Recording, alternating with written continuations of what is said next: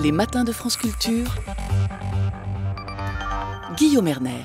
Dans une semaine s'ouvre le procès des attentats de janvier 2015, les attentats les plus graves que la France ait connus depuis plus d'un demi-siècle, attendu depuis 5 ans, reporté pour cause de pandémie. Ce procès réunira 14 accusés, près de 200 parties civiles, une centaine d'avocats et 50 jours d'audience sous très haute surveillance. La Cour d'appel a décidé que le procès des attentats contre Charlie Hebdo, l'hypercacher, sera filmé. Une première en France sur des faits de terrorisme. Et justement, à quoi sert ce procès? S'agit-il d'une question avant tout judiciaire ou d'une question historique? Et c'est la raison pour laquelle j'ai réuni à la fois un magistrat, un chercheur, président de l'Association pour l'histoire de la justice, Denis Salas. Bonjour. Bonjour. Vous avez notamment publié La foule innocente chez Desclés de Brouwer, et une avocate, Claire Doublié. Vous êtes avocate pénaliste, Claire Doublié. Il faut d'abord nous dire qui va être jugé dans ce procès qui s'ouvre donc la semaine prochaine. Alors, à titre liminaire, je ne peux pas entrer dans les détails de cette procédure puisque je n'interviens pas en qualité d'avocate, ni du côté des accusés, ni du côté des parties civiles. Mais globalement, ce qu'on peut dire, c'est que un certain nombre de personnes sont renvoyées devant la cour d'assises pour avoir apporté un soutien logistique ponctuel aux acteurs principaux qui ne seront évidemment pas là puisqu'ils sont tous aujourd'hui morts.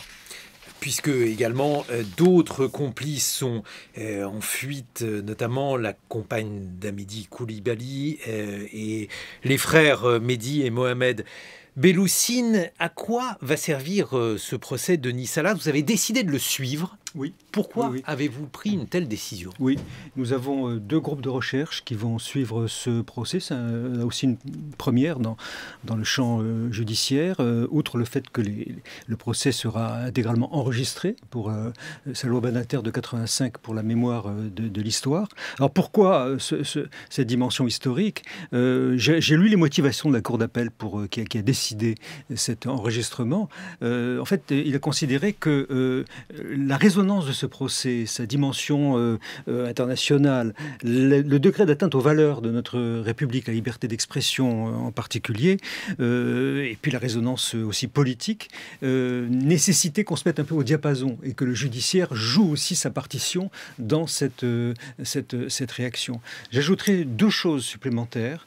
D'un point de vue plus anthropologique, après un événement qui a déchiré à ce point la cité, le lien social, le rôle de la justice est de remettre la parole, c'est sa fonction première, au milieu des hommes, et non pas la violence, si vous voulez. Et cette fonction d'apaisement et de dialogue que la parole va rétablir va aussi jouer un rôle très important, et c'est une des significations de ce procès. J'ajoute aussi que la fonction d'un procès équitable, c'est aussi de ne pas donner le dernier mot à la violence guerrière. On va tous revoir dans les jours qui viennent les images de l'hypercacher et d'Armartin Denguel. Mais si vous voulez, la démocratie, ce n'est pas cela. Si vous voulez. La démocratie, c'est aussi, comme vous l'avez dit, juger des hommes avec nos critères, nos valeurs, leur donner un droit à la défense, un espace de parole, une possibilité de discuter les preuves qui sont réunies contre eux. Il y en a un grand nombre. Et de s'opposer au récit policier. Alors justement, parce que c'est le chercheur qui parle, Denis Salas, l'avocate maître Doublié, comment voyez-vous ces procès pour actes terroristes qui sont faits avec des personnes qui n'ont pas été les commanditaires, qui n'ont pas été impliquées au premier chef dans ces actes? On peut également rapprocher ce procès du frère de Mohamed Merah, Abdelkader Merah. L'avocate que vous êtes, comment les voit-elle, ces procès? On parle beaucoup d'un procès historique. Il me semble évident qu'on est confronté à des faits qui sont historiques, mais je pense que ce procès est évidemment exceptionnel, mais ne sera précisément pas historique parce que les principaux auteurs ne seront pas là. Et à cet égard, il me semble que les attentes légitimes des parties civiles vont aboutir à une immense déception. j'entendais à l'instant qu'on évoquait la parole. Moi, ce qui me paraît majeur dans ce procès, c'est que, et c'est naturel, c'est humain, on a une sorte de déplacement des auteurs. C'est-à-dire que, en principe, un procès d'assises, c'est un procès qui, quelle que soit la douleur des victimes, est tourné autour des auteurs. Or, là, en l'espèce, on va passer d'auteurs qui sont totalement périphériques et qui vont être procéduralement également périphériques à des victimes qui vont être au centre des débats. Justement, Denis Salas, vous avez étudié, vous avez participé à une étude sur ces jugements pour actes terroristes. Et alors, dans l'étude que vous avez consacrée à cette évolution, à ces différents procès, j'ai noté 2 termes extrêmement importants. Vous avez dit que, au fur et à mesure de ces procès, la notion de dangerosité l'a emporté sur la notion de culpabilité et la notion de risque l'a emporté sur les actes commis. Est-ce que vous pouvez nous expliquer qu'est-ce que ça veut dire? Qu'est-ce que ce déplacement signifie? C'est un déplacement qui signifie que ce qui va être perçu par les juges et l'opinion publique, c'est le risque de reproduction de cette violence. La dangerosité, c'est un concept assez impalpable qu'on va effectivement... Est-ce que c'est un concept juridique, la dangerosité? Non, c'est un concept criminologique. Criminologique, c'est-à-dire que c'est un concept qui s'appuie sur des savoirs criminologiques, d'expertise ou autres, qui permet de déterminer le risque de la potentialité de reproduction d'un crime de la part d'un individu à partir d'échelles de prédictives, on dit souvent en justice prédictive aujourd'hui, qui sont effectivement posées. Justice prédictive, oui, c'est vraiment un terme bizarre, quoi. Oui, mais ça permet quand même de repérer les prémices d'un risque qui pourrait effectivement nous inquiéter. Et vous avez vu qu'encore récemment, on a préconisé, et le Conseil constitutionnel s'y est opposé, la rétention de sûreté, donc une peine après la peine, parce qu'on craignait qu'effectivement ces individus sortant de prison soient à nouveau dangereux. Mais oui, mais alors on comprend, maître Doublié, à la fois les inquiétudes de la société par rapport à ces individus dont on peut redouter les actes ou la répétition des actes, mais d'un autre côté, la dangerosité, quand vous avez un client qui est accusé d'avoir vu des sites djihadistes, quand on voit un être qui effectivement partage un certain nombre d'idées qui ont conduit à ces actes terroristes sans en avoir perpétré lui-même, je pense par exemple aux frères de Mohamed Merah, comment défend-on ce type de clients, et puis comment aujourd'hui la justice les voit-elle? Alors, je ferai une observation sur cette notion de dangerosité. Je pense qu'elle appartient à un courant qui est général, de sorte que cette notion de dangerosité, on va la retrouver dans des affaires de terrorisme, mais on va aussi la retrouver dans la justice au quotidien. Aujourd'hui, le critère de la sanction, humainement et judiciairement, c'est beaucoup plus la potentialité de dangerosité que le passage à l'acte objectif. Donc ça, c'est la première observation. Mais là aussi, pardonnez-moi, mais il faut nous expliquer ce que ça veut dire, parce que la dangerosité, c'est une potentialité. Mais a priori, en justice, à moins que je me trompe, on juge un acte et pas la possibilité de le commettre. Alors, on juge un acte, c'est-à-dire qu'on décide, au vu d'éléments de preuve, si les faits sont constitués ou pas. Mais une fois que les faits sont constitués, que le juge a décidé que la personne était coupable, on va décider du quantum de la peine.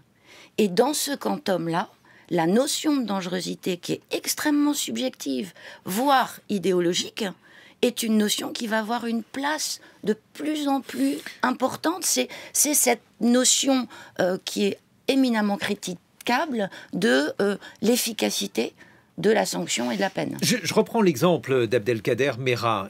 Celui-ci a été acquitté en première instance des crimes terroristes, mais il a été condamné à 20 ans pour association de malfaiteurs terroristes. En deuxième instance, il est condamné pour les 2 chefs et il prend donc 30 ans. Comment explique-t-on cette évolution, maître Doublié ? C'est compliqué parce que c'est le secret des délibérés. Mais ce qui est certain, c'est que les magistrats, lorsqu'ils sont confrontés à un fait dit terroriste, ont à se poser la question de savoir si les éléments constitutifs de l'infraction sont réunis.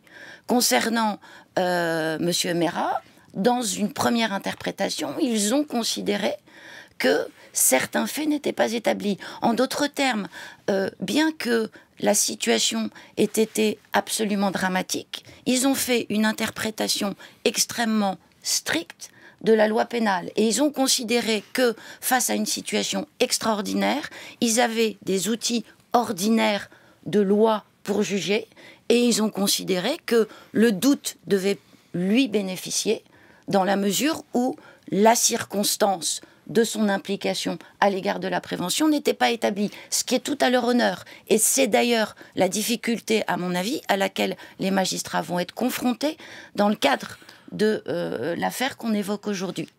Denis Salas, vous qui êtes magistrat. Dans le cas de Meyrat, il y avait autre chose. Il y avait le fait que, dans un premier temps, c'était association de malfaiteurs terroristes, c'était avec 20 ans, comme vous l'avez dit, encouru, mais la question c'était la complicité. Et la complicité, comme le disait Jean Carbonnier, l'auteur est cousu dans le même sac que le complice. Et donc ça change complètement. Le jury, voilà, le grand juriste Jean Carbonnier, l'auteur est cousu dans le même. Et donc la peine, c'est 30 ans. Ça change quand même la donne. Et je voulais simplement ajouter une chose sur le procès, la délinquance ordinaire que vous avez évoquée tout à l'heure comme étant un facteur de déception à l'égard des victimes. Je ne suis pas certain. Je ne suis pas certain. Vous savez, j'ai repensé beaucoup à Hannah Arendt et à Eichmann à Jérusalem et à cette question de la banalité du mal. Effectivement, cet homme, ce fonctionnaire du crime nazi, etc., qui obéissait aux ordres, etc., on a quelque chose de cet ordre-là dans ce procès aussi. On a des individus qui ont contribué à un crime extrêmement grave en disant qu'ils n'étaient pas forcément au courant des objectifs poursuivis par les Kouachi et Koulibaly.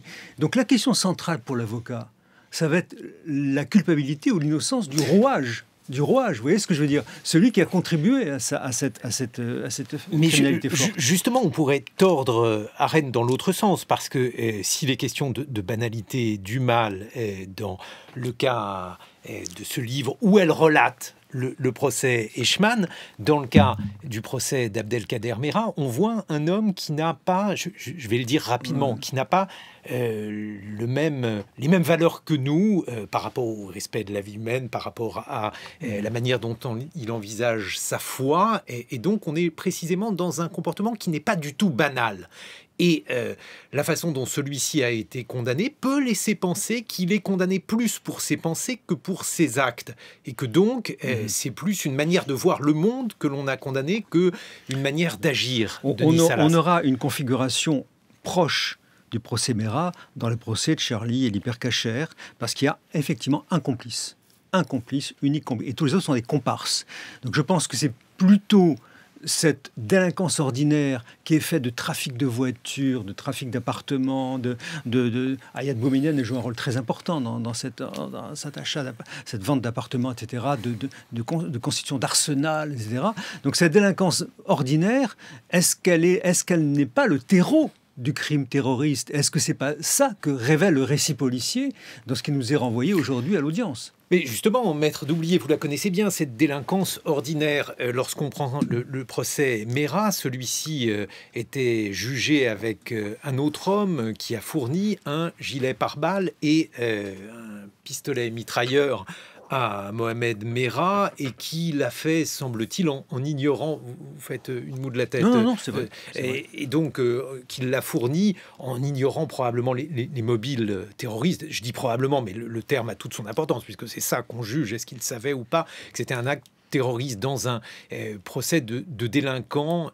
Est-ce que le fait de fournir un gilet pare-balles ou un pistolet mitrailleur conduira à une condamnation de plus de 10 ans de prison comme cela a été fait?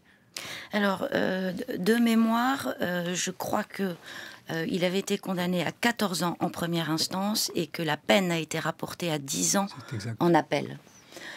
Maintenant, il est évident que dès l'instant où les auteurs principaux ne sont pas là, il existe un risque majeur de sanctions extrêmement importantes pour les auteurs accessoires, entre guillemets, sous réserve qu'ils soient déclarés coupables.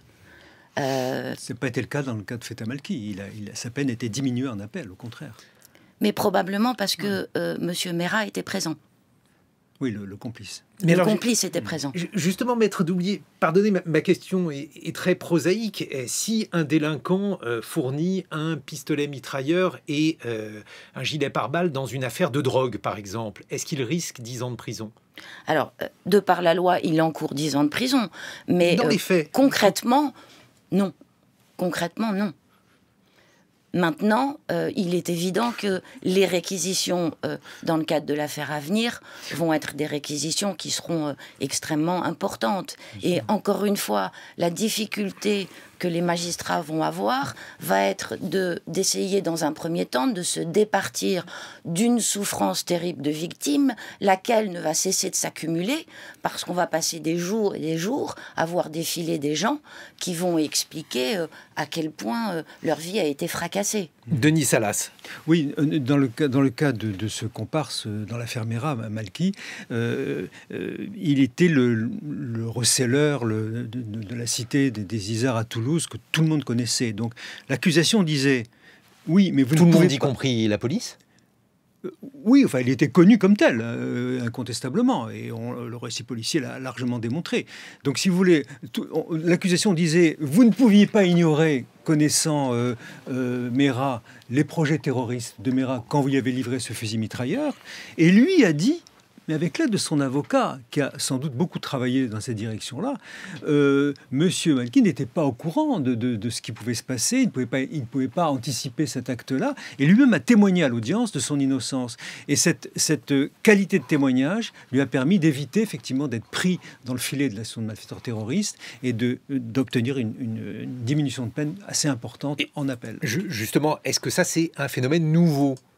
Ah ben je pense que celui qui convainc, c'est une question de conviction, celui qui arrive par son propos à convaincre des juges professionnels, puisque ce sont des juges professionnels qui seront en situation de jugement, de cette innocence, de l'objectif terroriste du crime lui-même, en ayant fourni des moyens, eh bien effectivement, la juridiction entend sa parole comme telle et peut effectivement tenir compte. Claire Doublier, vous êtes avocate pénaliste. Denis Salas, vous êtes magistrat-chercheur. Vous avez notamment publié La foule innocente chez Desclés de Brouvet. On vous retrouve dans une vingtaine de minutes. Vous serez rejoint par Arthur Desnouveau, qui est le co-auteur d'un tract chez Gallimard intitulé « Victime ». Et après, on va continuer d'évoquer ce procès Charlie, suite à la tuerie de l'hypercachère qui va s'ouvrir dans quelques jours. En attendant, il est 8h sur France Culture et je vous souhaite un bon réveil.